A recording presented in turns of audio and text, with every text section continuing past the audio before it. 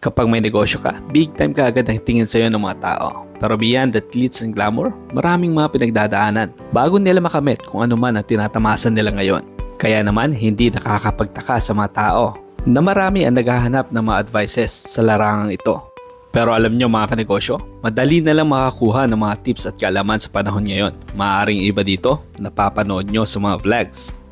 At malamang sa malamang, nakakuha ka na rin na ilang tips at ideas via internet online. O di naman kaya sa mga kaibigan mo or kakilalang tao na nagsisimula pa lang sa kanilang mga ventures. So kung nagdadalawang isip ka pa rin hanggang sa ngayon, so ask yourself, ano ba ang gusto mo? Bakit ka nga ba magsisimula? Sino ba ang may kailangan nito? Kasi alam mo kung bakit? Kasi kung mas define ang iyong why, mas alam mo or mas kilala mo kung sino ang iyong who's. Yung iba naman sabi wala silang pera. So kung wala kang pera, mag-ipon. Kung hindi mo alam, mag-aral. At kung takot ka naman, parte lang yan sa pagnenegosyo.